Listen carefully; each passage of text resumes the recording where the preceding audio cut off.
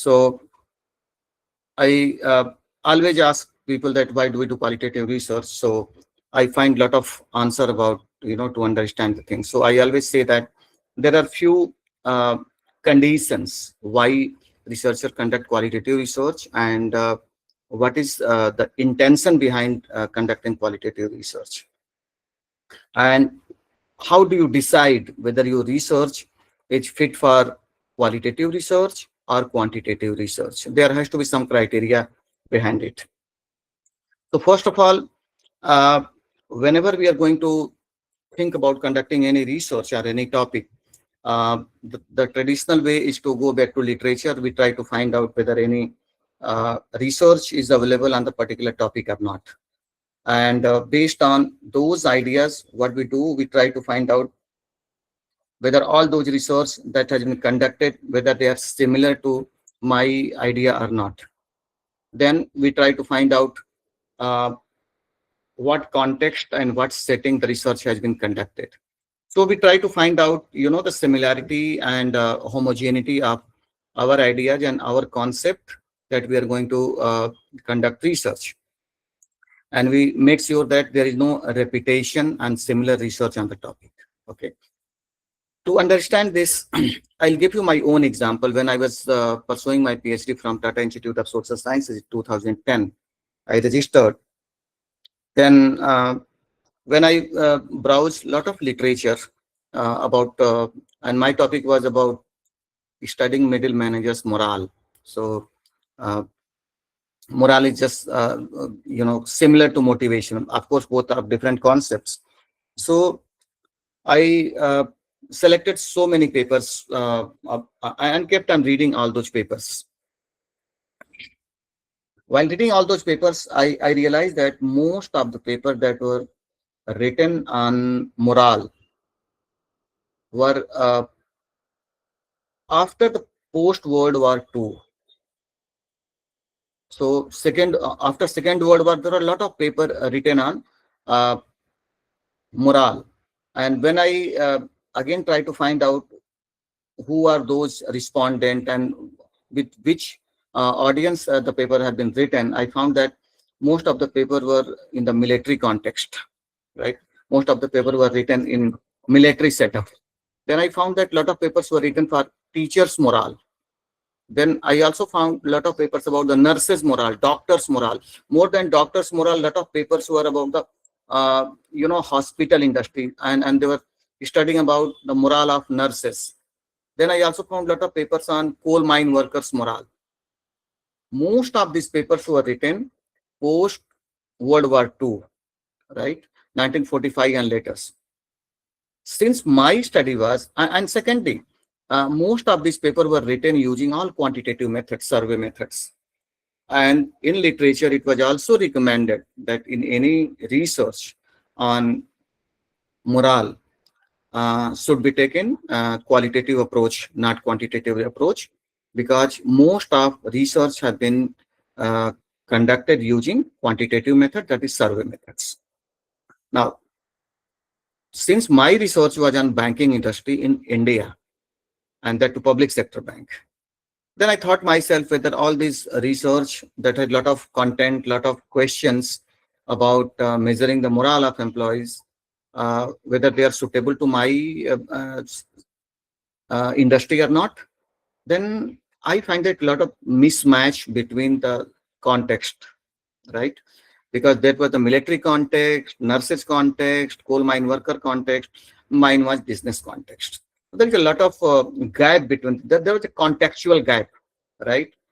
So that was one gap that I realized that no, the component of morale in military setup, in nurses setup, may not be exactly the same in business setup, that banking industry setup.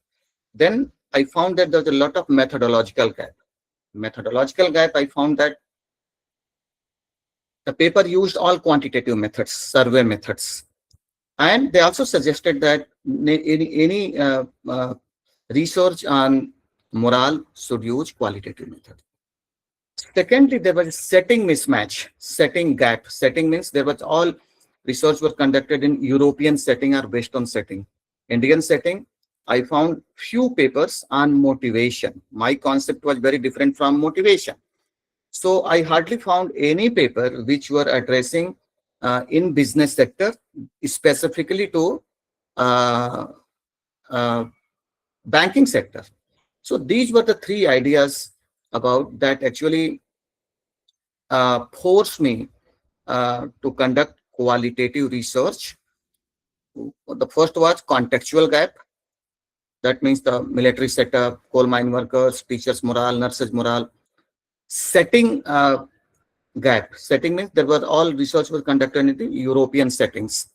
My setting was India. So there was one gap. Third was about the uh, methodological gap. Most of the methodology used survey methods, quantitative measures, uh, self-reporting measures.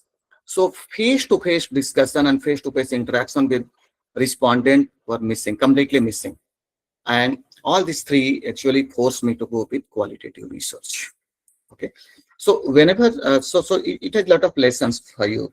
So whenever you are going to decide uh, whether you go with the qualitative research or quantitative research, always try to identify some relevant papers in your own field, in your own topic that you are going to conduct research based on secondary source of information. Try to read abstract of all those papers, select the most relevant paper and try to find out the context, setting, and methodology. So if you find that there is some context gap, setting gap, and also methodological gap, or maybe even the concept that you are going to study, even in your own setting, the context has been studied, but the component of concept that you want to study, if it has not been discussed before, it has not been explained before, then you have every right to go with qualitative methods. And if you're going to explain in this way, I can bet you nobody can question why you did qualitative research and why you took only the qualitative approach for your research. Do you agree on this? Or do you have any question? Okay. Anyway, if you have any question, you keep on writing in the chat box. Time to time, I will look into it. And or you can just raise your hand and you can just write in the chat box. I will read and I will try to respond those query to the best of my knowledge. I may not have answered to all your questions, but I'll try to address all those questions. So why do we do qualitative research? The simple reason, because the concept that you are going to study has not been addressed in literature. It is not available in the body of language, body of literature. Body of literature is whatever literature is available in your area of research. That means if you're going to, for example, if you're going to study in health studies about the nurses' health or doctors' health, or maybe in business, employee satisfaction or employee motivation. So you try to go in the literature. If the concept or idea that you are going to study, if it has not been addressed properly, then you do not know the concepts well, or even it has been conducted research, and if you're not satisfied the way it has been explained and the way you want to conduct research, definitely you have every right to go with the qualitative research, simply because you do not understand the phenomena. That means the first word is understanding. If you do not understand the phenomena that you are going to study, then it actually emphasizes you to go with the qualitative research, because one of the key objective of qualitative research is to understand the concept, understand the phenomena, understand event. Very simple. That means if people are going to ask you a question about, but this has already been explained, then as a researcher, you know your subject better than anybody else. Simply say that, of course, it has been explained, but the idea or the objective that I am going to conduct research has not been properly explained in the body of literature. That is why I want to, and even it has been explained, it has not been fully explained. So I'm going to conduct qualitative research to fully understand the concepts under study. This is one explanation about why you go with qualitative research. When you try to understand any phenomena, connected word is exploration.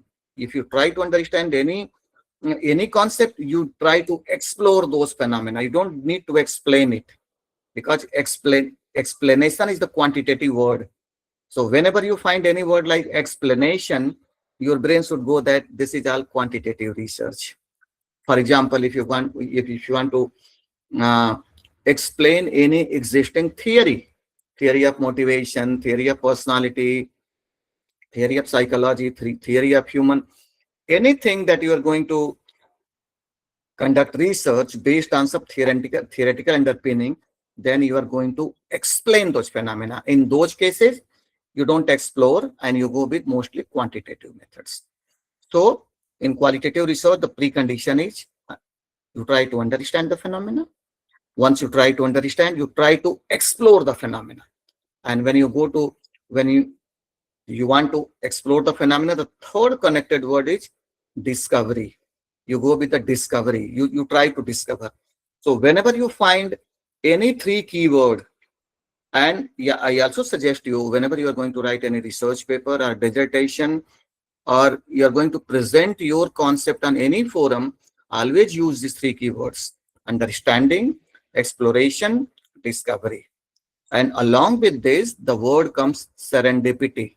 Serendipity is the kind of wow, kind of eureka. I found it.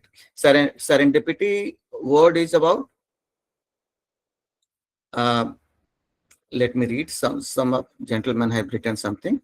Does that mean every quantitative study must be explorative? Not quantitative, qualitative.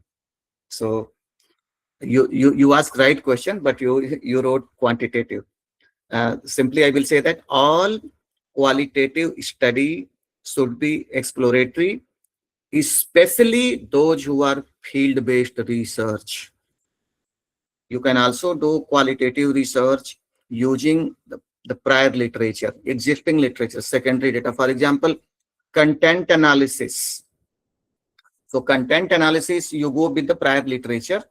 In that, you also try to explore, but in exploration, because with the existing data, you have a lot of ideas. Sir, this means that quantitative is not exploratory. Uh, the answer is yes and no both. Yeah, because a quantitative research can also be exploratory, but theoretically and ideally, exploration is used for qualitative research mostly. But quantitative research is also used for exploration purpose. But predominantly qualitative research, especially which is field-based, where the concept is not clearly understood, not known, you need to explore the phenomena. And for exploration of phenomena, it is very important to collect data face to face. You understand the context, you know your audience. Just by sending the Google survey, if you think that you explore the phenomena, it is very, very difficult to understand. Of course, there are a lot of researchers and literature also say that even using quantitative methods, you can explore the phenomena. But based on my knowledge, qualitative research is always context specific. If you use only quantitative methods and if you explore using any internet-based survey, you collect only data, but you miss the context, you miss the non-verbal communication, you miss about informal interaction. In that way, you miss the essential component of data. So in that sense, you can understand the phenomena, but again, there is a lot of missing link in understanding those concepts. Okay. For example, if you try to find out simply the motivation of employees in any organization. So if you're going to use two concepts, one is about if you're going to send Google form for employees to find out their opinion, no matter how beautifully you designed your question, whether you can design question quantitative methods or qualitative methods or mixed or both. Another way is to you go and meet person and collect data. Face to face data you collect. I can bet you in both methods, you will find very, very different perspective. Both result will not be similar.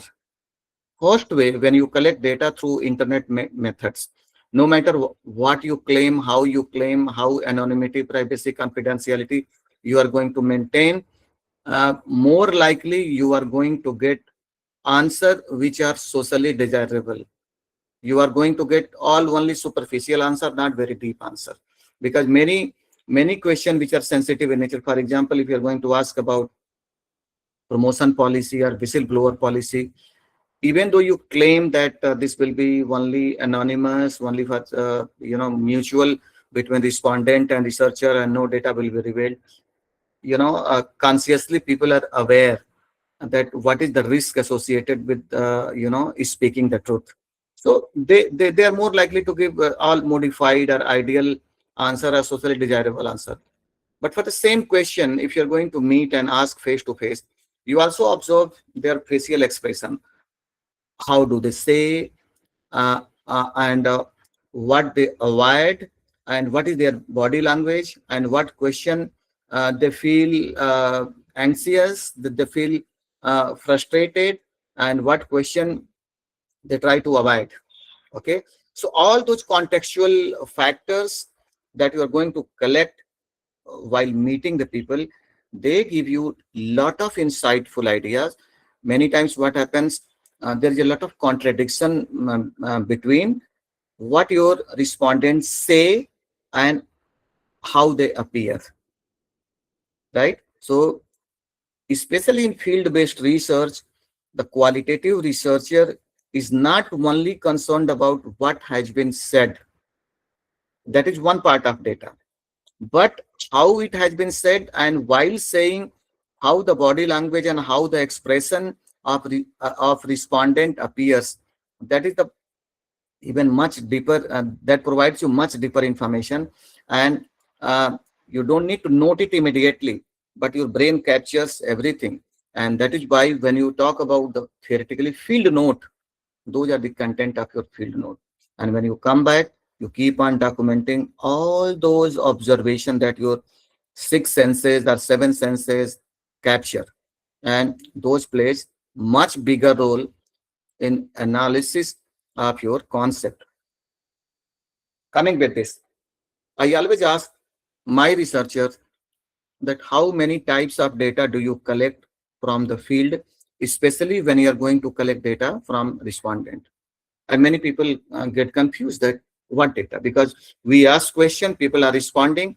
Either you record by their permission, audio record or video record. That's only data. But no, that is much deeper information which your brain captures, your observation captures about how people are answering, right? Whether they are looking down, left, right. That doesn't that doesn't mean that you need to be body language expert. Simply, you need to be observant about, is there any coherence, alignment between what the person says and their body language. And you need to keep in mind, and the moment you leave the place, you keep on documenting all those information, that on this question the respondent was uncomfortable, he tried to avoid answer, and he wanted to skip those questions. While analyzing all those moments that you have written down, you need to take into um, analysis, and you need to write memo attached to those information. For example, if you're asking about the whistleblower policy in any organization, the person says that, yeah, whistleblower policy is there, but you find that there's a lot of discomfort or uncomfort within the face of a respondent.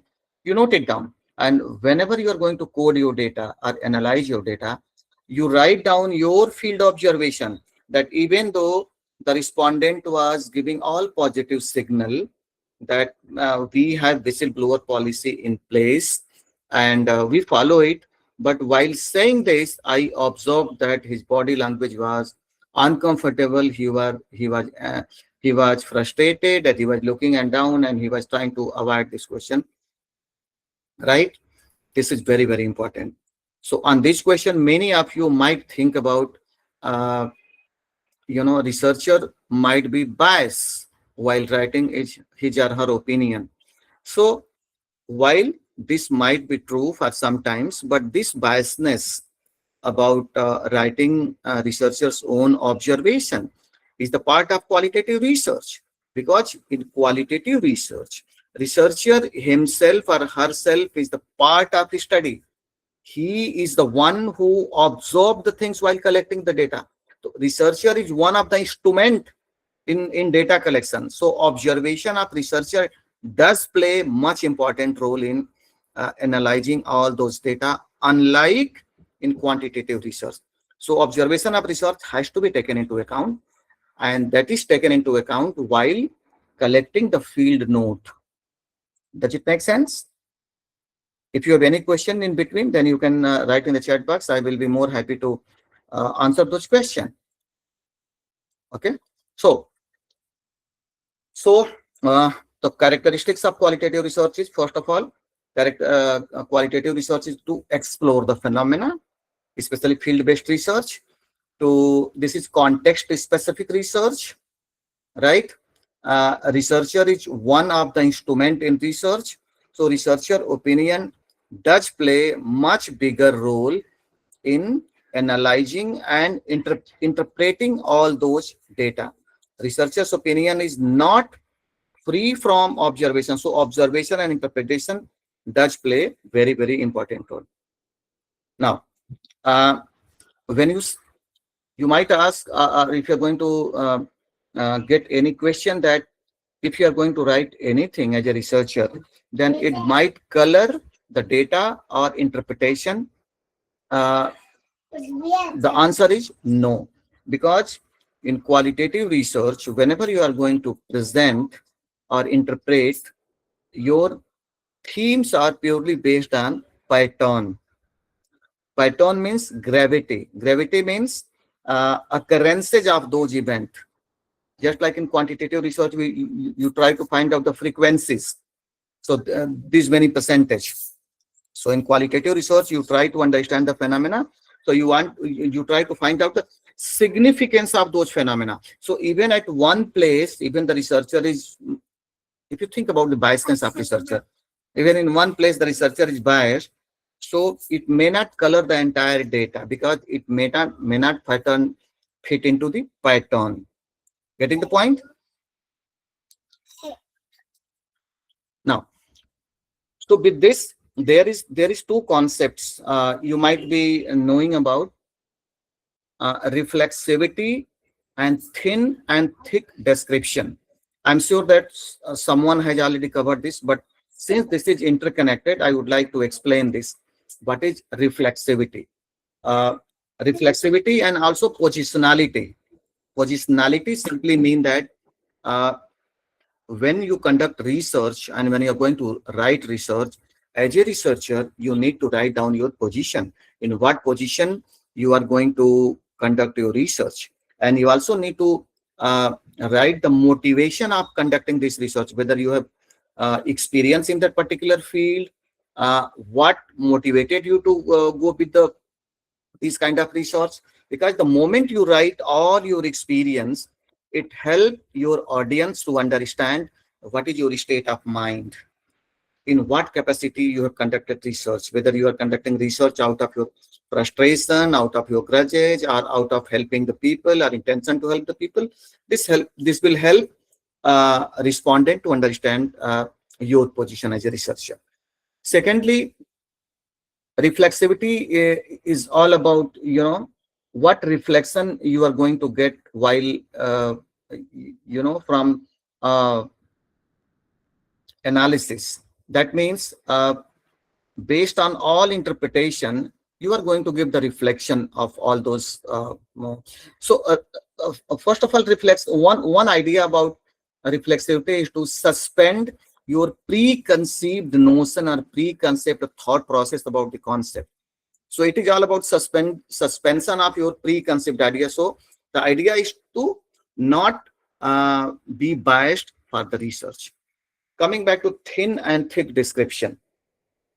So whenever you are going to describe your data and when you are going to uh, interpret your findings or theme, there are two ways to interpret your findings. One is about you simply describe the phenomena without giving the context, right? So when you describe the phenomena without giving the entire context, that how people are moving, how people are talking, how the context appear, it will be very, very difficult for any readers and audience to actually visualize the entire situation. They only understand the way you have described the phenomena. That means they completely do not understand the contextual part. That is the whole concept of thin description, which is not required in qualitative research when you are going to describe any phenomena. The thick description says that while describing the phenomena, you also take into account lot of contextual factors, lot of settings, that how people are talking, how people are behaving, how they appear, right? That means you describe the entire context along with the phenomena. So what happens in thick description, uh, any layman or any person who doesn't know about the research or the concepts, he clearly understand and visualize the entire situation. The concept that you are talking about, how nurses are serving the patients or how employees are working in the corporate offices. The thick description is giving all contextual parameters so that while reading, you can have lot of imagination, lot of visualization in your brain. So this is the whole concept of visualization. Okay. Uh, about under the thick description. Any questions so far?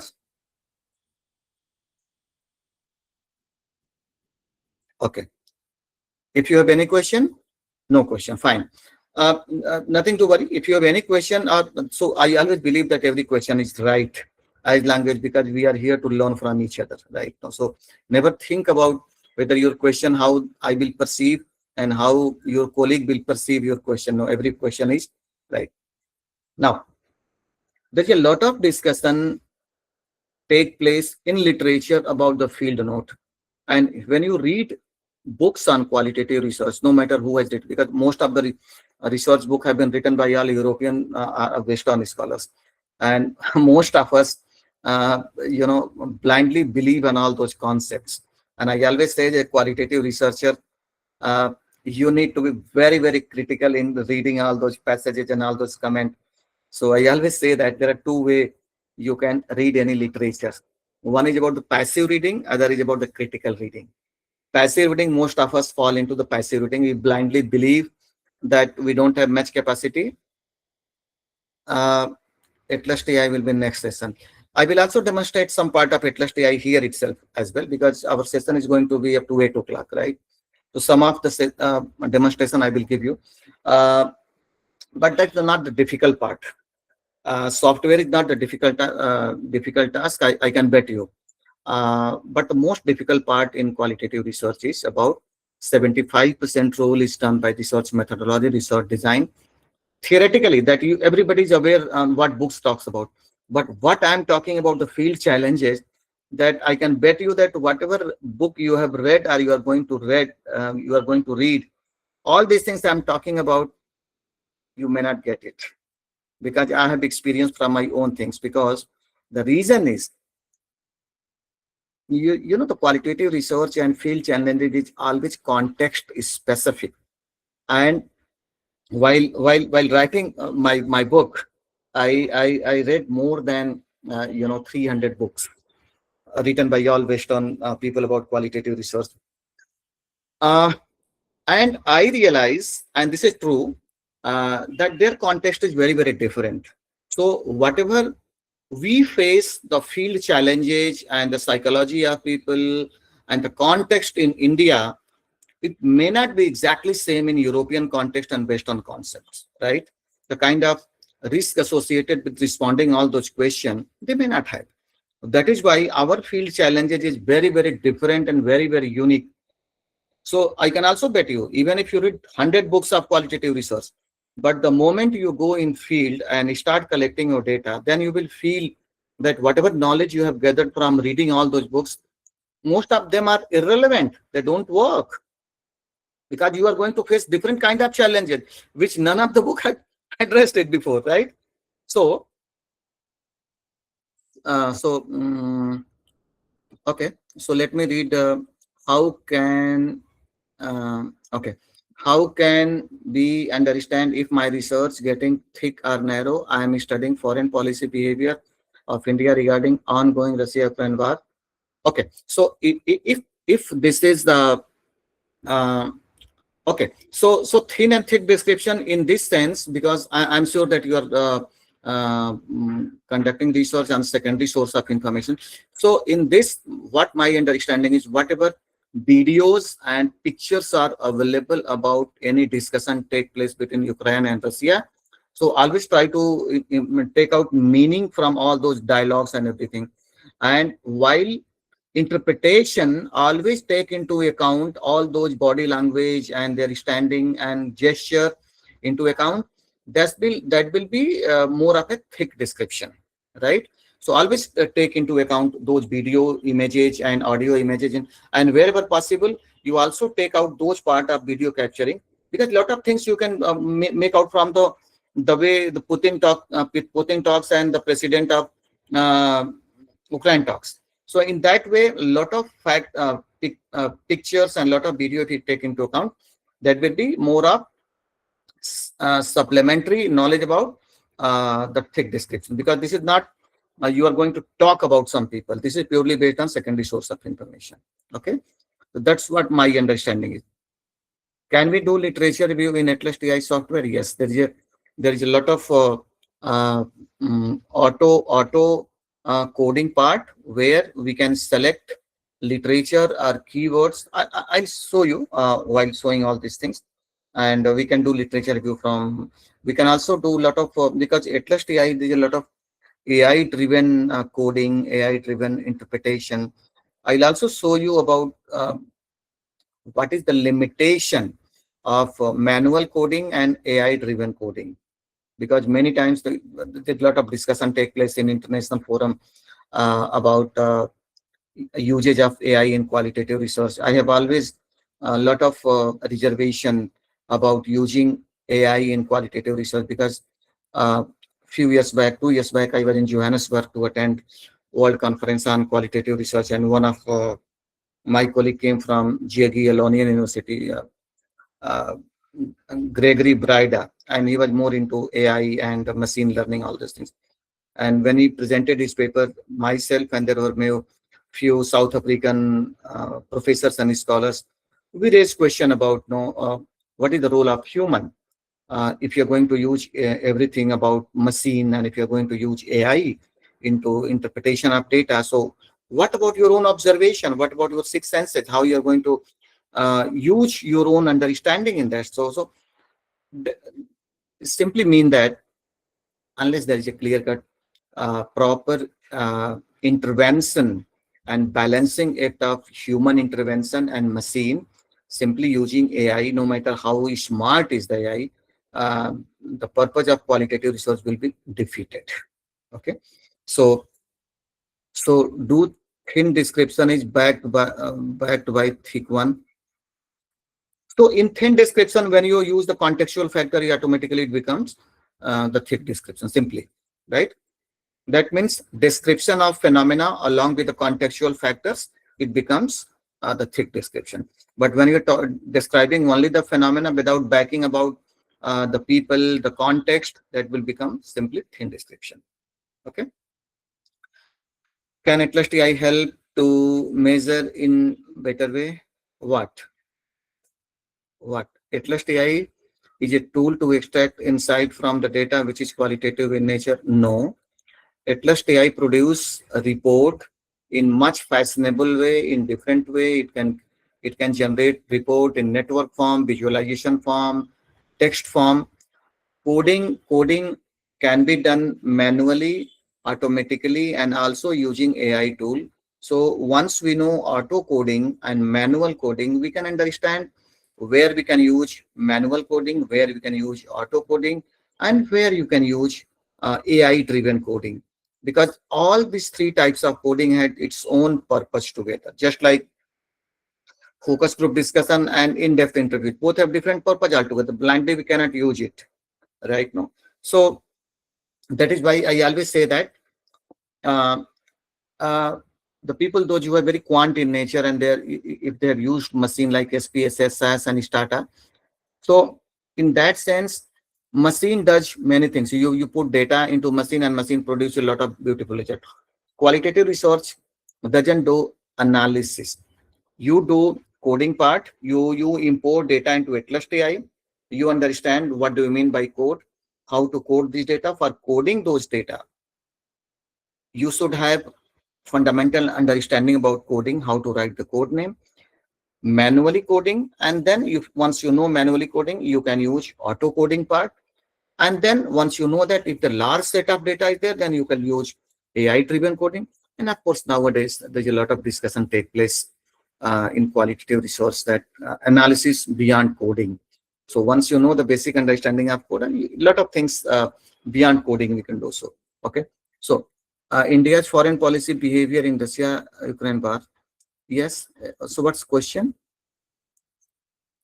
How is ATLAS.ti different from other software?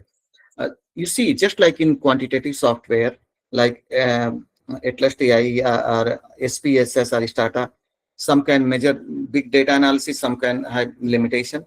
So whether you, even in qualitative software, whether you go with the ATLAS.ti or NVivo, both do the same process, same analysis. Both have the similar kind of features.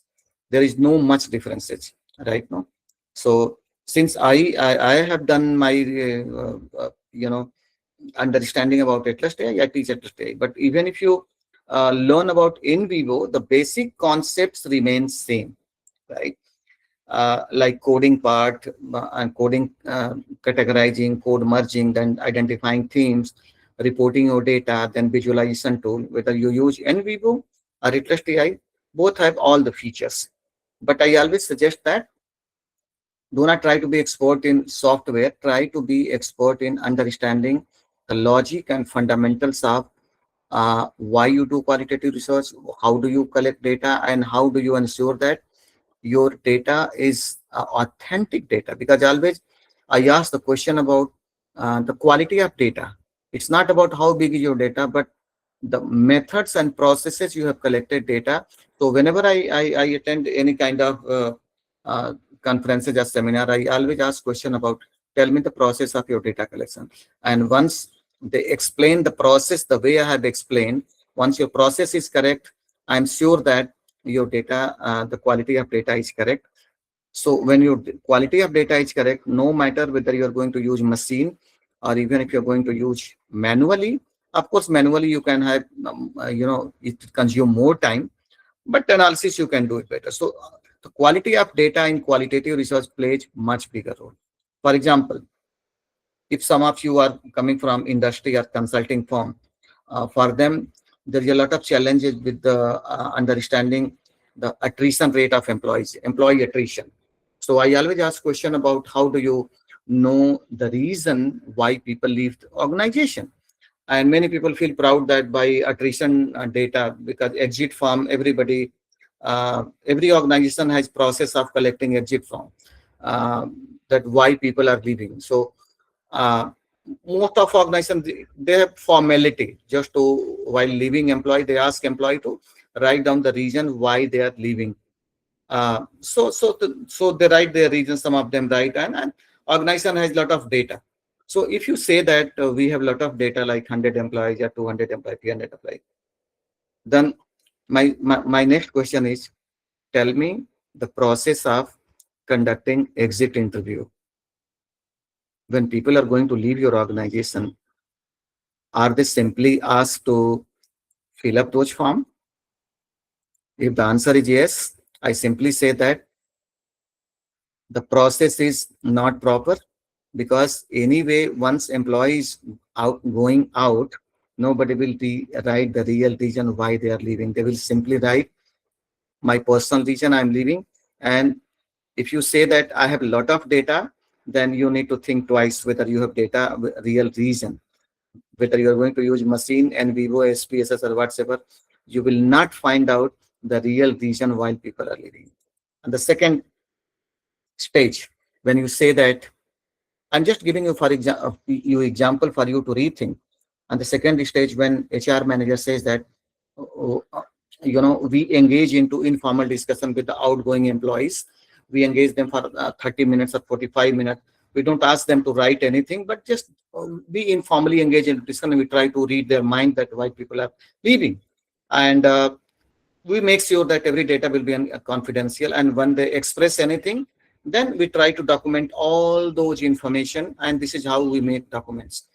If you say this process, then I will be more than happy to say that your process of collecting their mind, their experience, why they're living, that you have exercised those phenomena. So you are more likely to gather richer information, and outgoing employees are more likely to express their opinion. So the quality of data is much better than the previous one.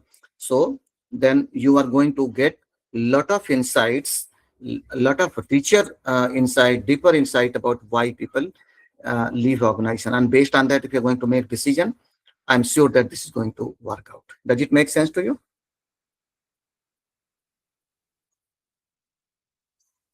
That is why I always say that the process of data collection plays much bigger role, especially when you are going in the field, and especially when you are conducting research on ethical issues, sensitive issues. For example, if people are coming from health industry, if they are going to collect data from patients, you might be knowing about the grounded theory, how it was created into picture, right?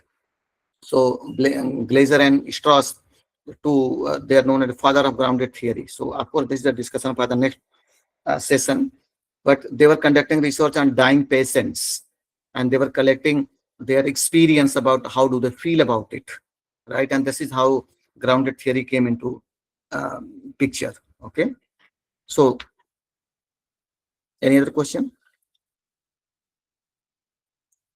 Any other question? So next, I'm going to tell you what is missing in the literature is about how to collect data from uh, about the field note data. What are the three stages of field note data and how to organize that data? So that is the second set of data. So I always say that you always researcher always collect two types of data from field in any kind of qualitative research. One is what has been said. What has been said means what you have recorded, maybe audio recorded, video recorded, whatever you have done. So that is one part, that is primary data, course data. The second set of data is during your data collection, what as a researcher you have captured, especially what has been shared before your interview starts, what body language you have captured during your interview, and third step is what has been said during informal discussion when your interview is closed. So always remember three stages of field note data collection, which has been described in my book as well. So I'll take you to field itself, and you can realize how it happens. Imagine that you have taken informed consent. I'm sure that you might be aware about what do you mean by informed consent. So that means you want to meet your respondent, and respondent given you consent that you come and meet me. Imagining that if you are in Mumbai or maybe any metro or any city, if you're going to collect data from formal organization, which is in the hierarchy, CEO, CMD, or general manager, whatsoever it is. Imagining that your respondent has given you time at 5 p.m. in the evening that you come and collect your data. So usually any researcher reach 15 minutes, half an hour before at that place. So when you reach that place, you try to intimate your respondent that I have reached. So more likely they will ask you to wait in the waiting room, or wait somewhere in the floor. Okay. So what happens? This is the first stage of field note.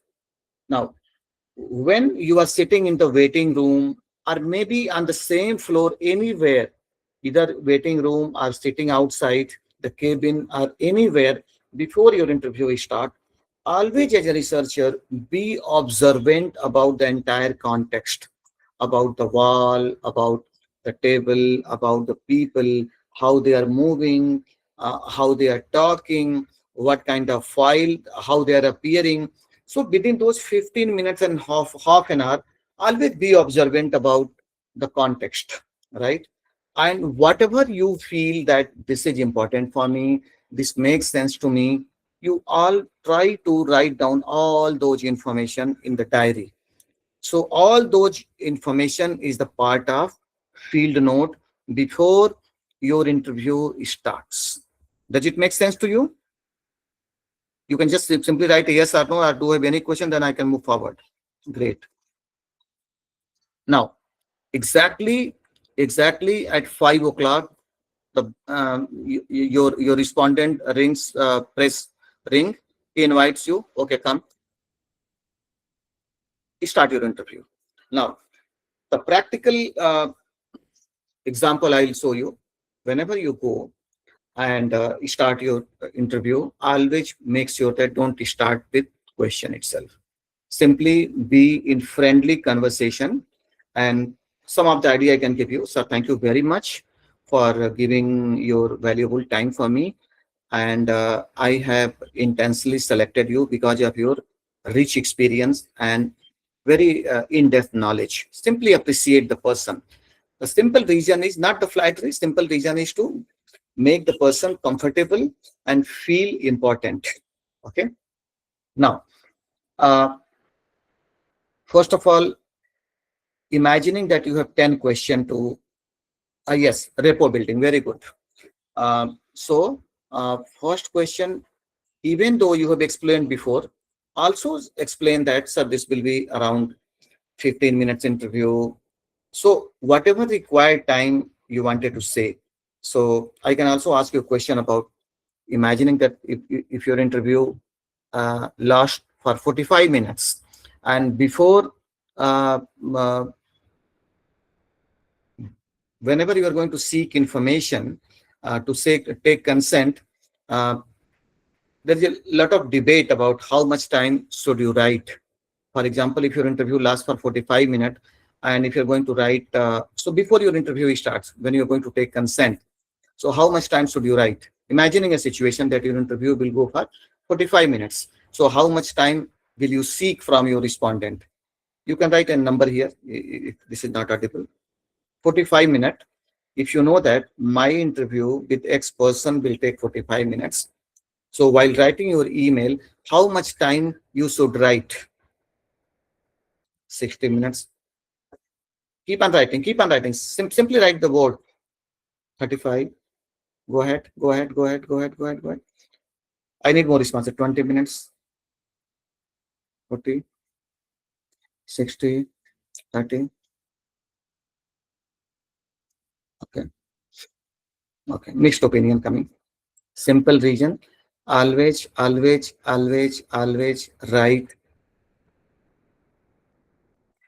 write uh, lesser duration.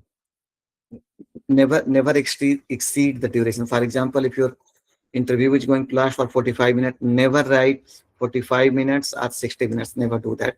Always say that it will hardly take 25 to 30 minutes, not more than that.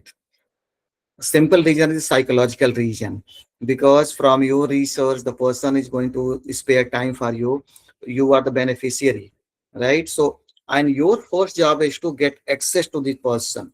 Even though your interview is going to last for 1 hour, your first idea is to gain access to the person, repo building, right? So you first buy in that person. So always say that, sir, it will not take more than 20-25 minutes. This will help you to take to get consent of your employee. When then your ability start that how during your interview, how you can connect, how you can be smart enough to build rapport with the person so that you can extend the interview for an hour and even beyond that. But the moment you are going to say that 45 minutes or 60 minutes, more likely you are going to get rejections. So never do that.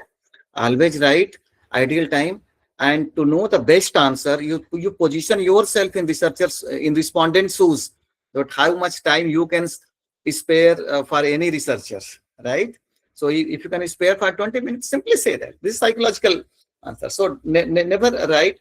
So in case of 45 minutes, in my opinion, simply say that the interview is going to last long for 20-25 minutes, and then you keep on extending. And this is not unethical, because uh, if respondent is very much particular to the timing and say that no, you said that 25 minutes to leave the place, simply leave the place. That's nothing to worry. But that is where your skill comes into play, that while gaining access, how much you can be friendly with the respondent, how much you can be appreciative with the respondent, how much you can value him, how much he feels that he is the important person. Once you follow all these things, I can bet you that even your interview can last long for 45 minutes, right? So are you convinced with this?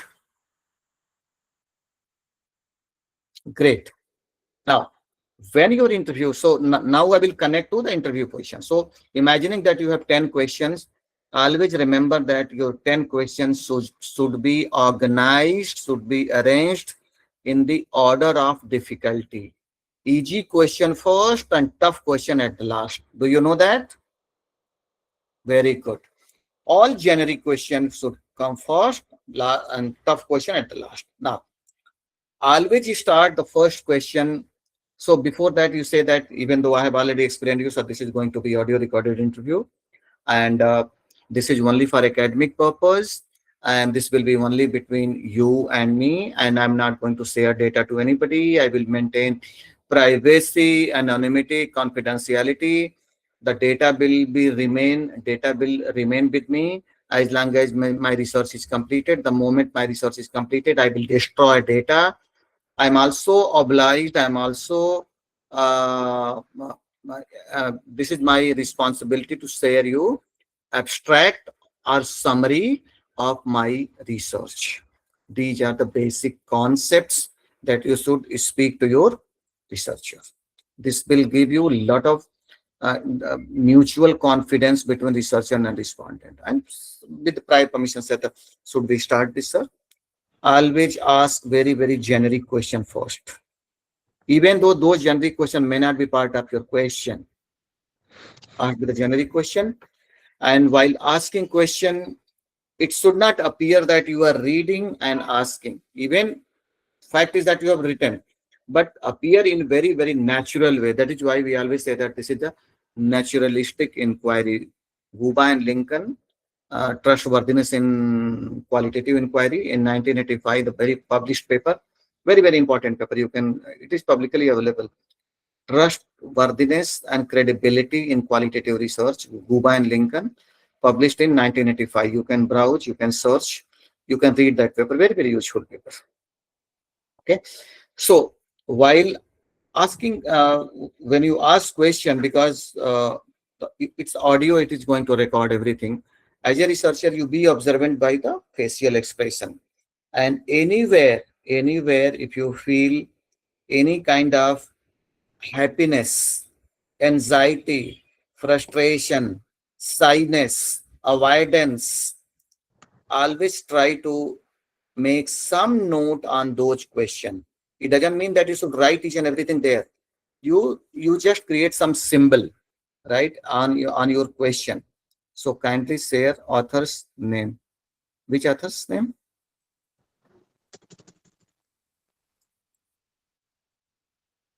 Can you reframe this question? Somebody has written the chat box. So kindly share author's name. Oh, Guba and Lincoln. Guba and Lincoln, 1985. If you search, you will find Guba and Lincoln, 1985. I wrongly write 1985. Uh, Trustworthiness and credibility in qualitative research. It is, the PDF is available. Okay. So while asking this question, uh, always be observant about the body language. Whenever you find any extreme moment, extreme means any positive side, negative side. Even if you are not worried about positive side, be more careful about the negative side, frustration, shyness, avoidance, all those moments.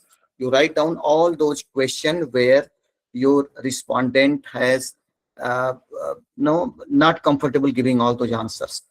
Try to ask the probing question, but even though the respondent is not very comfortable, don't force too much, because this is ethical part of research. You can't force to reply on each question. Now, imagining that your last question is over, final question is over. What do you do after that? And whatever books you have studied, or you have read, what books suggest about it? You also after finishing this, you also try to browse all these books. What literature say about when your last question is over? Whether book available books on qualitative research, do they describe what to do, what next step researchers should do? Anybody can write in any text. When your last question is over, what do researchers do? Anyone?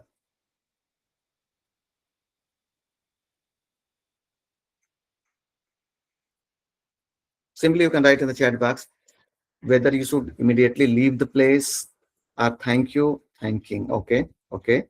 Keep on writing, keep on writing. Few more comments. Few more comments. Mhm. Keep talking in an informal tone. Sirin Neha, very good. What? Who else? Who else? Keep on writing. Keep on writing.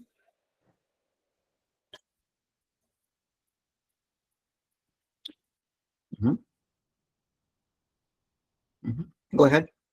Keep on writing, because the more you write, mhm, mhm,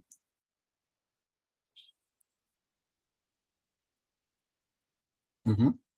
Sumedh. Mhm, mhm, mhm,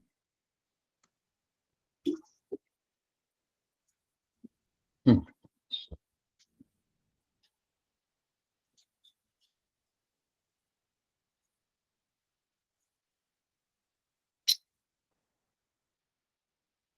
Okay. So there are a lot of okay, okay. Lot of good things are coming, but lot of misconceptions people have. So I will clarify your doubts. Mm. Okay. Mhm, mm. Okay. Okay. So. Mm, mm, mm. Okay. Mm, mm, mm, mm, mm, mm. I'll give you. So I hope that a lot of things have been said. So I'll first of all I will clarify some of the doubt. Researcher role is not to summarize anything in front of respondent. Be very clear about it. You don't need to summarize. So you remove from your mind that you are going to summarize all your report. Nothing. Thanksgiving, absolutely fine. Thank you very much. You spare very good time for me. It was very good discussion. Fine. Some of you have mentioned about asking about, sir, do you have anything to share more? Perfectly all right. You can ask question. But having said that everything is over, and some of you have given very good answer about engaging in informal discussion. So what happens when all your question, for example, if you say that, so it was very good interview, and you discuss, you spoke from the bottom of your heart, and it was very, very useful, even though it was not useful then, even you should say that. So if you have anything to say, for everything is over now, what way? Now you are going to close your recording. If recording is closed, what next? You should never leave the place. Keep in mind, never leave the place. Now try to engage into informal conversation. Some of you have mentioned very clearly. Try to engage into informal conversation with the positive tone. With positive tone, sir, it was really very good interview, and really it is going to help me in identifying the things I'm going to think. And then start, you know, pointing out all those points where you have written down on the piece of paper by looking at the piece of paper. But sir, while asking this, I'm just giving you the natural way. But sir, while asking this whistleblower policy, I felt that you are uncomfortable. Sir, is there anything that stops you, or would you like to say anything more about it? Right now, what happens? Think from psychological point of view, because I always say that qualitative research is also psychologist in some way, because they are very much observant in using their senses, what they hear, what they see, what they capture, right? No, and critical analysis. Psychologically, you think that your recording is closed. Now, even though you have claimed before that it is only going to be mutual between the researcher and respondent, even though the mind works that no, things are being recorded, right? So many times people give you all ideal answers to socially desirable answer, especially on sensitive issues, or maybe the topic where risk is more than reward, right? No, so now the things are closed, your recording is closed, more likely your respondent is going to be open up, because he or she is aware that your recording is off and this is just going to be discussion part. Then start pointing out all those moments where you have put some remarks on your question, right? Sir, you are uncomfortable when I ask about promotion policy in the organization. So even though you answered very positively, but I felt that somehow you could not cover more. So would you like to share more experience? I can bet you, and try to touch upon all those moments where the respondent was uncomfortable, um, uh, not very expressive, or avoiding the question, or frustration on the face, or the language was positive but the body language was negative. Engage all those questions. I can bet you this is tried and tested formula. More likely your respondent is going to open up, and much richer and much deeper information you are going to capture during informal conversation, informal discussion. Remember that don't write anything in front of your respondent as long as you are engaged into informal discussion. Because the moment you are going to write, again, it alerts your respondent and he's not going to speak up anything. My case, I have experienced during my data collection, many of my informal discussion was were longer than formal interview. And if you're going to do this, especially on sensitive issues or any issues which are challenging, and if you are able to, you know, uh, make very good rapport with the respondent, I can bet you even your interview lasts for 30 minutes, your informal discussion may go for an hour, right? So that is third steps of field note. Now, finally, if you feel that if nothing is left, then finally you say that now, sir, thank you very much. It was very good. Now I'm coming together. Now I'm coming to. So can that information be utilized if the company different? I'm coming to that point. I'm going to address the same question now. So should we include this information in analysis? I'm going to address the same question. And I'm sure that whenever I discuss all these points, there's a lot of people coming with all ethical brain. So is it ethical? So you have not taken permission, you have not taken consent. How you can do it? It's wrong. It's right. I'll tell you how it is right, but why it is not wrong. So it says thank you very much, sir. It was really very deep information. Also take one clue. Keep in mind. Keep in writing. So could you suggest anybody who can also be my respondent? Finally, you ask. More likely, the person is going to give you a reference of any other people, those you are expecting.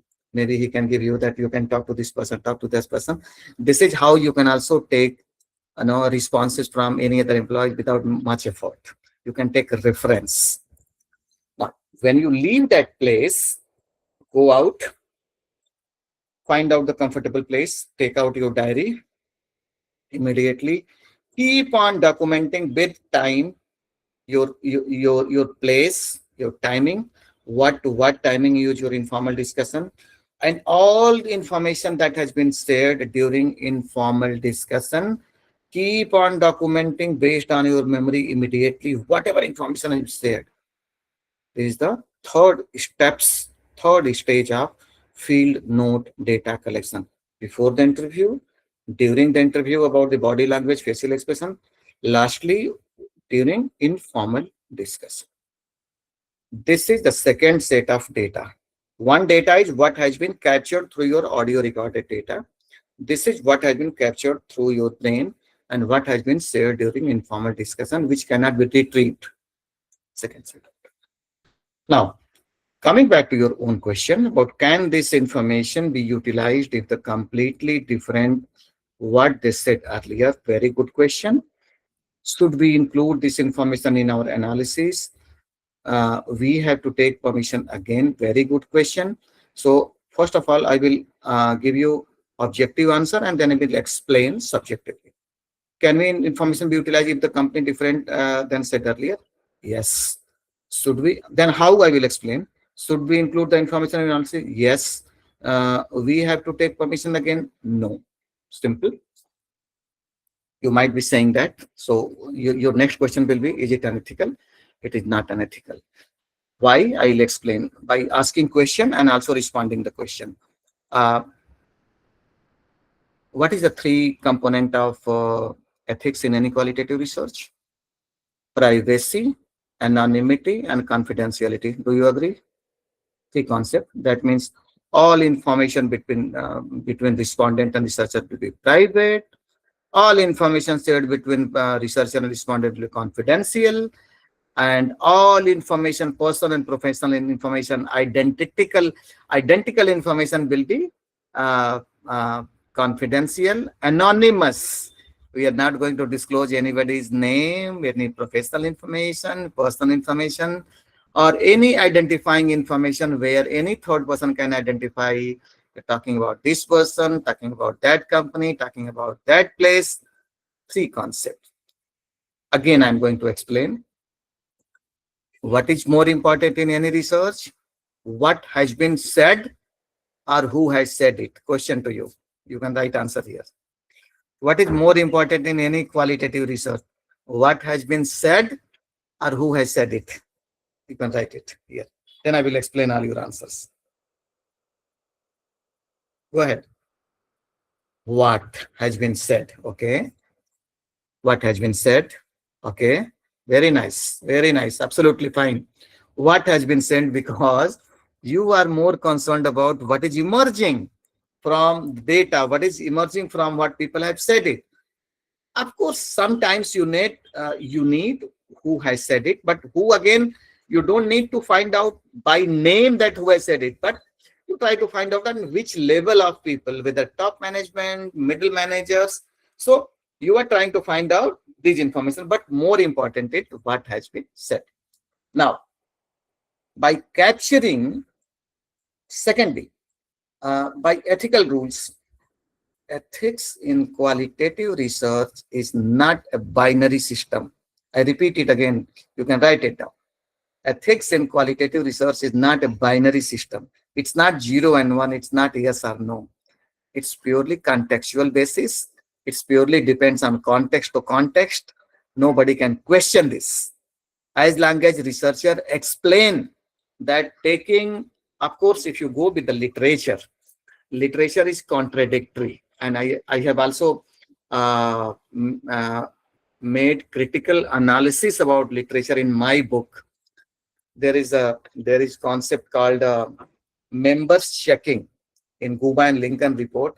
So literature says that when you collect data, uh, you always need to validate or reaffirm from your respondent whether you have said it. And this literature says that. But think logically that if you are going to ask, because when you engage into naturalistic inquiry, many informations emerge, unconsciously during discussion and after the discussion. But later on, when you are going to reaffirm that, sir, you have said this, would you validate this? Do you think that people will validate all those questions? Give me answer yes or no, simply.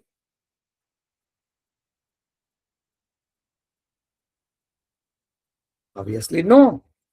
That means You have already taken informed consent that this will be between you and me. But if you read literature, literature says that even for informal discussion, you need to take prior permission.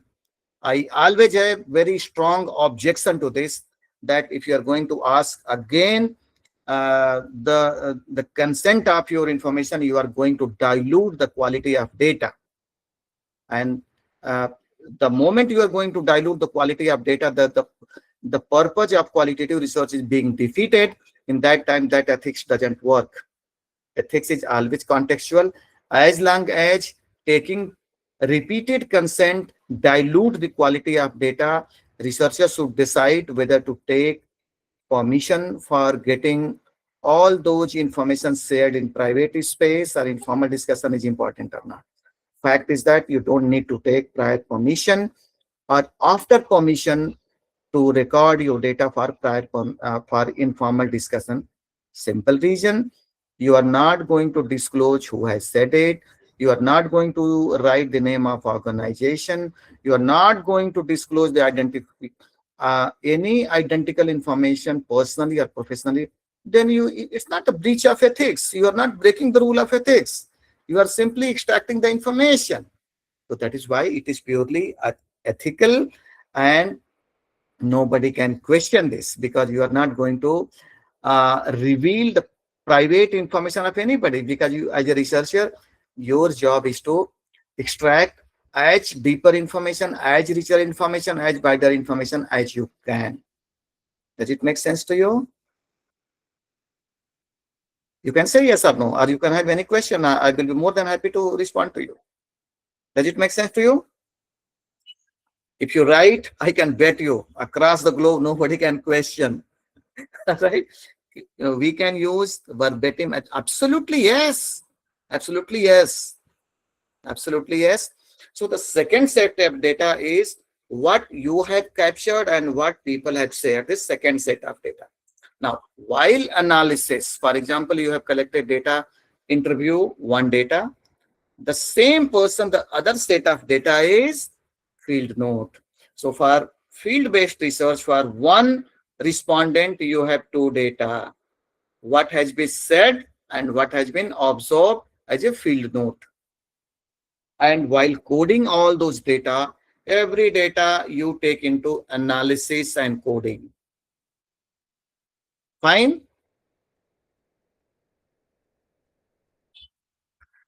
If it is fine, then I will demonstrate you little bit about ATLAS.ti, how you can open your project, how you can put information, and how you can, bring all demographic information and all.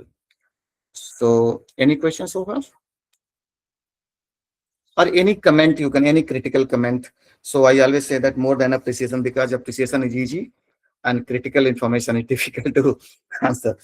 So I always suggest you, if you have any question to ask, yes, please go ahead. You can write it, because I think this audio doesn't work. So you can write, here.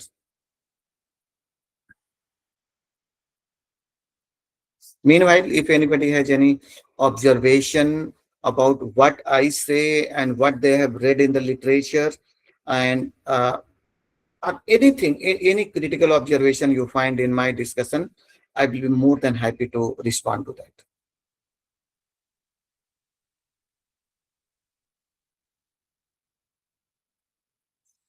Okay. Meanwhile, I'm opening. So, am I able to share my screen? Okay. Okay. Let me open Atlas device.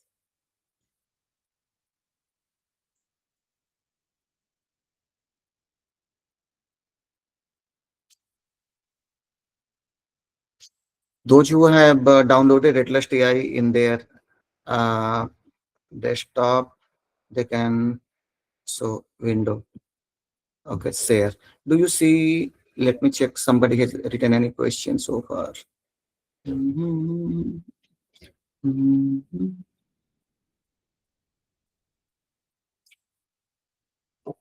Okay. My screen is visible to you, ATLAS.ti screen. Very nice. So, okay, fine. So those you have ATLAS.ti installed in your desktop, not web version, and those you have Apple laptop, it also works similarly, but little bit different. So I'm more comfortable about the Windows version. So uh, pay attention for a few minutes. Uh, uh, so s- yes, Ravi, you can ask question, please. You can write in the chat box. I can read it. Please write. First, I will answer to your question, and then I will move.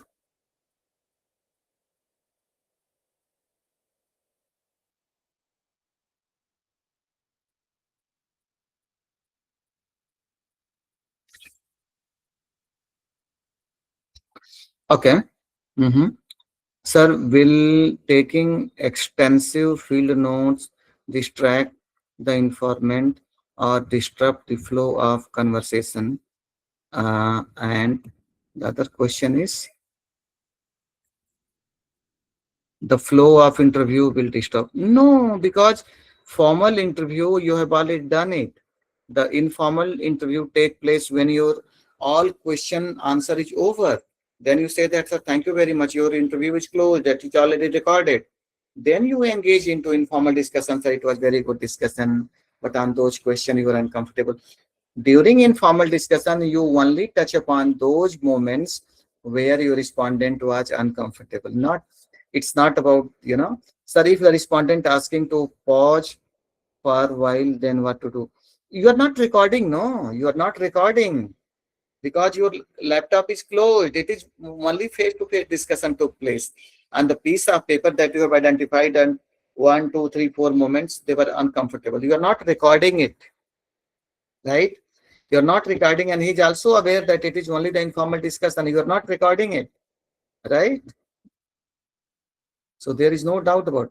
Sir, if the participant get a recurrence of past trauma and started to cry, should we continue at what extremity? Wow, wonderful question. I'm sure that this gentleman is from health studies. There's a lot of issues. So this will take another session to discuss because there's a lot of things will come. I can give you a lot of analogy during um, and there is a lot of sensitive issues because there is a lot of issues comes when especially for female respondent, people get uh, lot of other signals of what to do about it, or even though uh, while taking interview, you know that the respondent is going to commit suicide in few days. I'm just giving you situation for different respondent to think, or within organization, business organization, if you think that XYZ employee or few employee among this department, they are going to commit serious fraud in future, which can have a lot of adverse effect on people and organization. What to do about it? There's a lot of very clear way what to do about it. I had a lot of workshop when I asked this question. People have their different opinion, but I have my own observation about it. Now I will respond to this question. I'll read it again. Sir, if participant get a recurrence of past trauma and started to cry, should we continue? At what extremity should we stop the interview? If I were in your place, first of all, interview is not important. Empathizing is very, very important. You empathize, you cool down the person, you be friend with the person. It's not important. Later on, you can continue with make friendship, empathize, you cool down the person. You should not continue with the discussion because the moment you are going to continue, you are defeating the purpose of being a researcher. Simply because researchers' role is to help people and organization.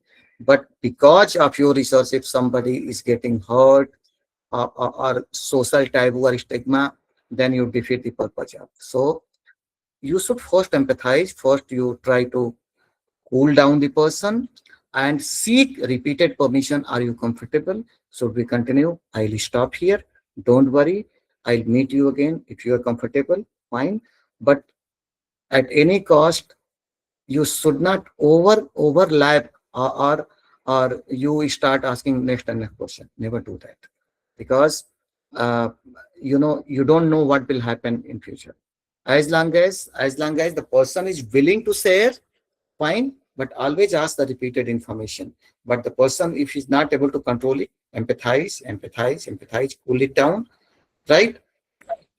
What extremity, as a researcher, you are the best person to judge that when to stop collecting data, when to empathize, when the person needs your psychological support, mental support, you cool it down and then seek permission. If you are comfortable, I will take, otherwise not. This is what my observation is. You can write down your response here. Naved Alam. You can write your response if you are if you want to say anything here. Anyway, so do you see ATLAS.ti? Just you can see thumbs up, so I can proceed. Okay, great. Do you see here new project? New project. So always write down new project. When you open new project, a small window will open. Of course, in my laptop, I don't know whether it is visible or not. A new window will open. You simply write the name of that project. For example, if I write uh, qualitative research project, and then at the bottom will come comment. In comment, simply the description of this project. So I will simply write that this project is about qualitative. I simply said qualitative data analysis, and then you have to click on create. If I click on create, automatically after a few seconds the new data will open and you can see on the screen. Do you see on the screen? You can just express by thumbs up whether it is visible or not. Now I'll open my existing data so that you can see, and I'll also show you how coding take place. Left hand side, if you see here at the left hand side, extreme left, documents. Documents is nothing but your transcript. For example, if you have collected data from 10 people, that means there should be 10 transcript, and each and every transcript should be separate. Do not combine 10 interviews into one document. Never do that. You can have either Word file or PDF, right? So you should have, interview number 1, interview number 2, interview number 3. So you automatically do that. At the same time, field note number 1, field note number 1, so that you can find out this interview number 1 is connected with the field note number 1. Interview number 2 connected with the field note number 2, right? And accordingly, when you click these documents, automatically it will take you to the folder where your data exists. You can click in your own ATLAS.ti. You click on, so not here. Do you see here on the top document, add document? Do you see here? Left hand side on the top. If you click on bottom arrow, you will find add folder content. Add files, first one you click, automatically you click, you experiment, automatically this will take you to the folder where your data is stored. So always make a folder, always keep all 10 documents, that transcript number 1, 2, 3, 4, 5, 6, 7, 8, 9, 10, field note number 1, 2, 3, 4, 5, 6, 7, 10, 8, 9, 10, so that you know that once your field weight data you have collected, you have 20 documents. So that means for each person you have 2 documents. One is about what has been said, what you have captured, what you have done the transcription of that data. If it is audio recorded, you have to transcribe manually. And there is also method that if the data is very big, you don't need to transcribe manually. Directly you can analyze those important clippings of audio recorded data. That's a different issue. I will. So it takes time to explain you. So that's possible. And then along with that, the field note connected. Okay. So from here you can add. So you will find all 0, 0. Now I'm closing this data and I'm going to take you to a different set of data where I have already worked something. Okay. So I'll close it. I will open the second set of data. Uh, the second set of data is about uh, uh, uh, uh, I conducted research on the quality of classroom teaching. My screen is visible to you. My screen is visible to you.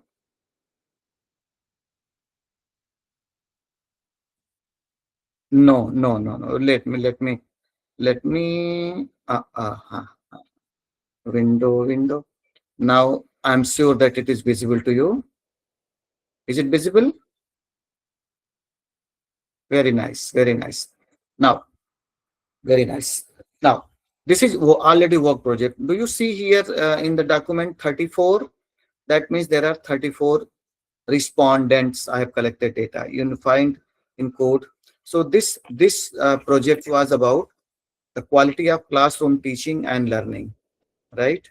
And so I'm going to open this document. So I have just opened one document. So do you see here the question and answer? How would you describe high quality classroom teaching and learning experience in your college? And this data has been collected from students, those who are doing MBA in my college. So this also gives you idea about how to design open-ended question and how the person has responded. Do you see here the first question and answer? So for you, this is also clue that whenever you are going to make your transcription, always write question, answer, question, answer. Do not summarize any data. Do not write summary. Do not write the way you want. Write exactly the way you have conducted your interview, right? So you have asked question, the person has responded. Even if you have asked probing question, then answer, question and answer. This is how you should write. Does it make sense to you? Okay. Now, very nice. So I'll explain you how the coding should be done. Very small exercise I'll do. So this question is, and theoretically, I'll explain you. When you read a book by Johnny Saldana, I don't know whether you are aware or not, there is coding manual in qualitative research written by Johnny Saldana, very famous book. But in that book, there is a lot of types of code have been given. I think more than 35 types of code has been given. I have read entire book. I have also referred that book in writing my qualitative research book. But what is missing in this book is, how to conceptualize the name of that code. Maybe in the next session, I'll explain you in detail, right, about how to conceptualize the code name. And there is a golden rule. There's a formula which is not available in the literature. Maybe that golden formula will be my upcoming book, which I am already working about the coding manual itself. So we'll show you. But of course, for example, I'll show you here. So I always say that uh, whether you should code each and every data or not. What is your understanding? Whether you code each and every response or not? Simple yes or no. You can write in the chat box if you have any idea.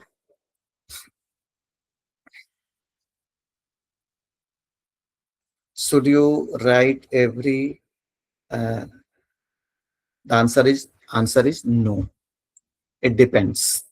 Simply because if you take our own conversation in this session, do you think that each and every word I speak to you makes sense to you? Of course, there is no yes or no answer. It depends. It depends. Maybe in discussion, some line make more sense to you, some line do not make so sense to you. Exactly, when you are taking interview of any person, you should identify that whether the person is answering to my question makes sense to me or not.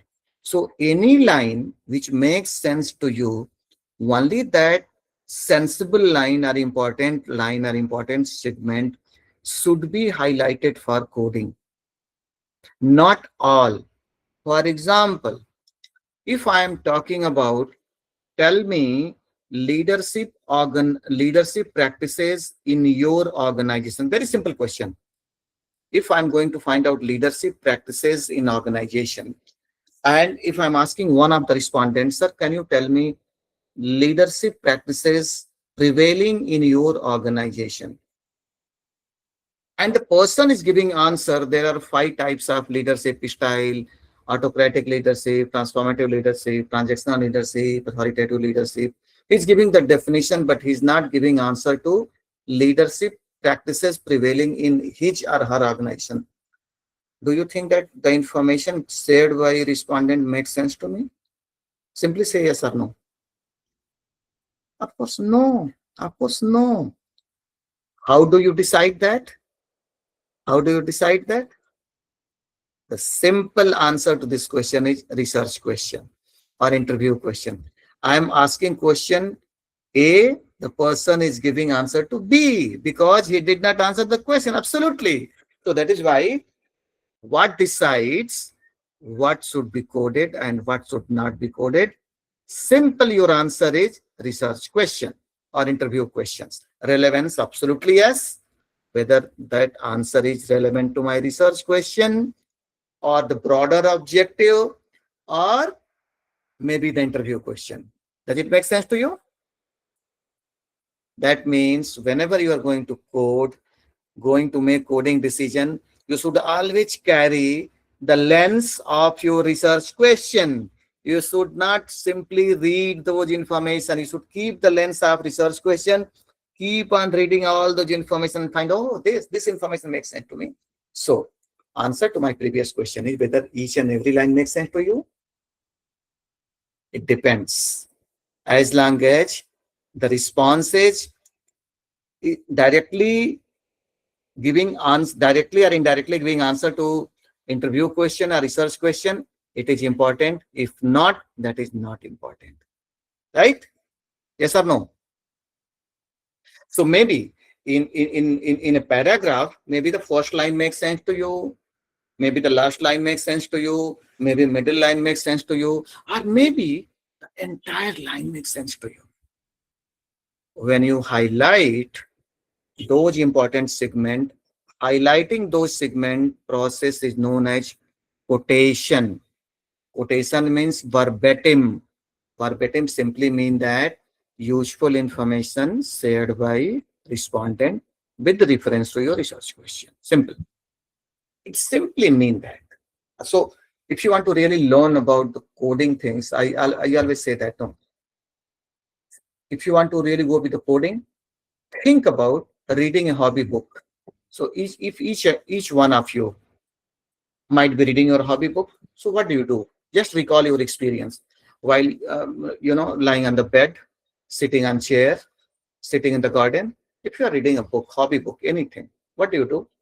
All of a sudden, you find some useful information. Then you say, wow. So your brain hooks there, and what do? You try to underline that sentence. When you underline, what do you do next? You try to write something, in front of margin area. That means you write your useful information, maybe some abstract information, that what do you mean by that sentence? If you really want to understand the qualitative research coding, try to recollect those information. Underlying the important segment process in qualitative research is known as underlying the quotation. Simply mean that underlying the important information, relevant information, because that is giving answer to your interview question, research question, or research objective. When you write in the margin, that process is known as coding of the data. Coding of the data simply mean that You write the useful information, fractured information, which is emerging from the entire text or entire passage, entire paragraph. Does it make sense to you? Theoretically, yes. Now, the same things I am taking you to the first question and then I will stop. Now, my first question is, how would you describe high quality classroom teaching and learning experience in your college? Now, I read the entire information. For me, high quality classroom experience is what the class is interactive, practical, and not just one-way lectures. When leaders connect concepts with real-life examples and make learning environment engaging, it feels much more meaningful. Right-hand side, I have coded the data. Codes are concepts with real examples needed. Think deeply, read, and try to connect whether this information makes sense to you or not. Because the first line, the person is saying that practical information is important, not only one lecture method. So you are trying to find out what is needed, what information is emerging from the concept. Now, the third one, because second one is the question. The blue color, interactive and practical lecture needed. That means they are seeking that lecture method is not good. We need interactive exercises. So that is why interactive and practical lesson method. Third code is one-way lecture not needed. So these three information, because the second one is the question. How would you describe? This is the question has been coded. So red one, interactive process, and this one, they are the code. Do you get some sense that how code should be written? So read the code and also read the text. Whether do you think that all the code that has been written, they are actually capturing the verbatim?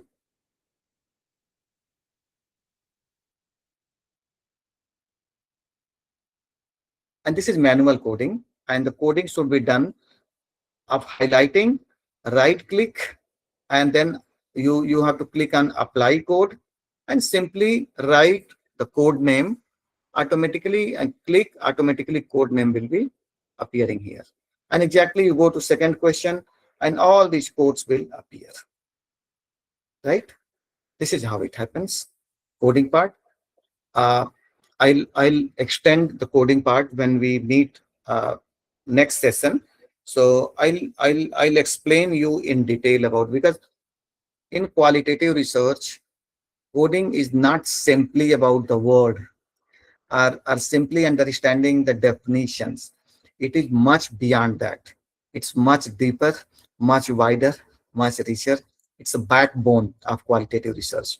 Once you know coding, you know qualitative research. Once you do not know coding, you don't know qualitative research, right?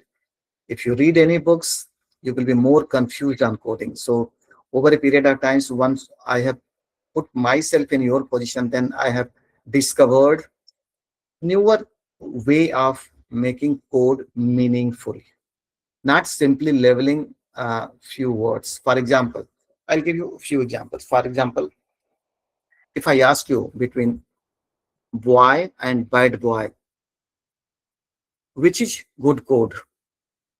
You can write it here. Boy and bad boy, which is good code? No, boy is a neutral word. Yes, bad boy, because it is showing the characteristics of the boy. Simply, if you write boy, it doesn't give any meaning. Simply girl and bad girl, absolutely bad girl. So always make sure that whenever you are, see this basic example. So that is why you keep on thinking when the session is over, you keep on thinking on any text that you are going to code. Always identify uh, the concept emerging from the text and think about what attributes they're talking about, whether they're talking about positive, negative, needed, required, exist, missing. So all these things, unless you put prefix or suffix any word with the content or concept. Simply labeling with some word is not coding. Once you read the code, it should come to your mind. For example, if you read again, once I will ask you to read concept with the real example needed. I thought codes are broad definitions. No, they are fractured, meaningful information captured from the responses, selected responses. For example, if you reread again my three codes, concept with real example needed. If you show to any layman, anybody can understand that concepts with the real examples are needed. Okay. Okay. You can write, Archana. What do you what question you had? Please write.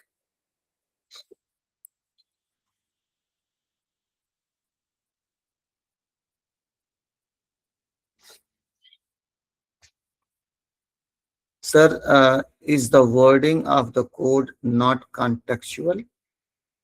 It should be contextual. It should be contextual as long as context is the part of that verbatim. So you need to find out what information is emerging from the content, or both characteristics will be under the boycott. Characteristics is the I just gave you both examples. So whatever information is emerging from the responses, accordingly you have to tell if the person is giving contextual meaning, then context should be a prefix or suffix. So context, behavior, attributes, characteristics should be prefixed or suffixed to understand whether your code belongs to attribute or context or anything else, right? Accordingly, you decide the code. It could be anything. Okay. For example, one-way lecture not needed. If you give this code to any layman will understand that okay, it's a. I think there is a one-way lecture is going on, so that is why they don't need one-way lecture. Second, interactive and practical lectures needed. So it also shows the same thing because lectures are not interactive and this is much needed information, right? So whenever you write the code, make sure that these codes are not sentences, but they are meaningful words. Okay. So I stop here. So since it was only one, however, it cannot be absolutely repeated means once you have used any code, if in the next response you find the similar information, you use the prior code, right? You don't need to create every time the new code when the previous code is going to help for the new code. Yes, true. You need to minimize the number of codes because every time if you are going to maximize the code, it is going to create more burden later part. So I stop here. And since yes, please go ahead, ask question. So I've already typed it in the box. So just for my understanding sake, if you could look at that, for example, So if you're I'll looking, ask the organizer to collect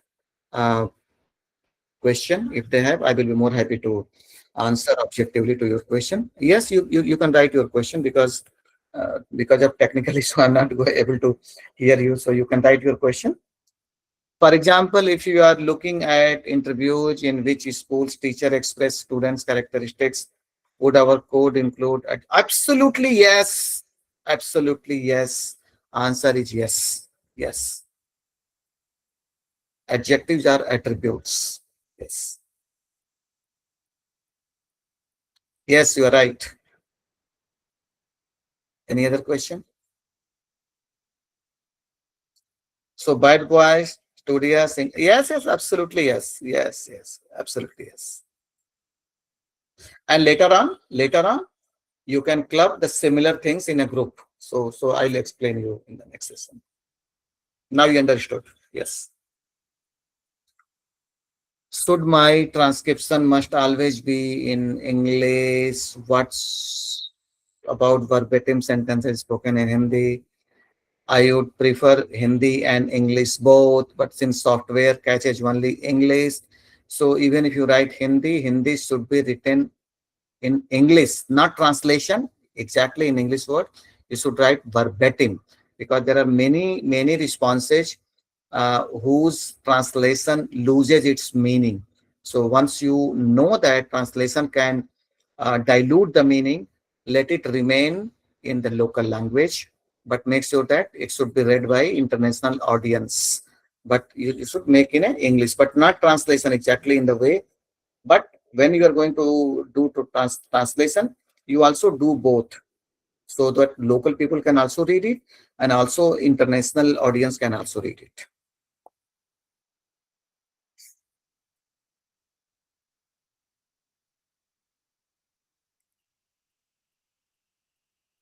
Yes, so I stop here.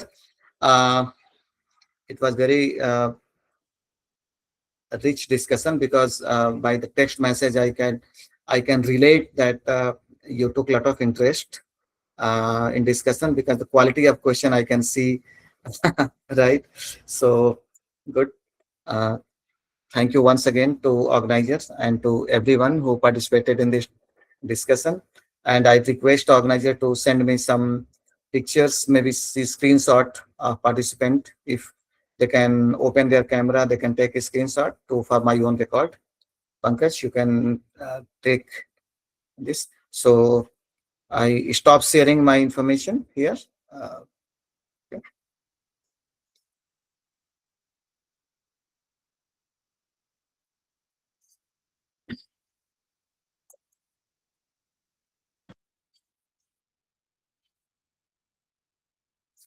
Yes, of I course. will I request all the encourage part. each and everybody who like the session. You can just write your one word, whether session was bad, good, critical, informative, not informative, or any suggestions you would like to give me. I will be more happy, and I can ask organizer to if they can send me for my own understanding, so that I can improve myself and learn a lot of things about your expectations and your ideas. Uh, So I stop here. I'll request the participants to please switch on their camera so that we can get a screenshot. And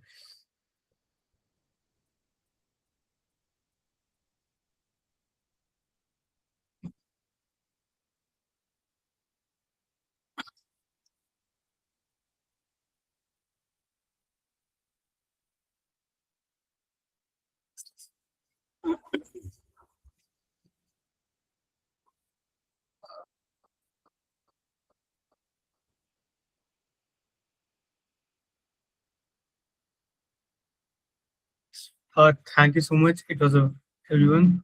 It was a really informative session, and we thank you, sir, for conducting this session. And we also thank all the participants for contributing to this discussion.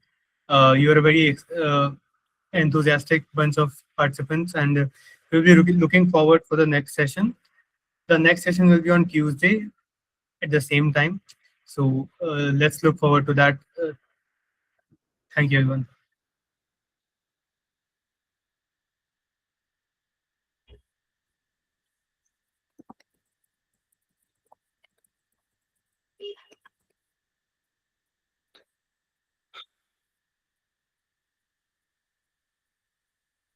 Okay, so thank you very much. All the best. Thank you, sir.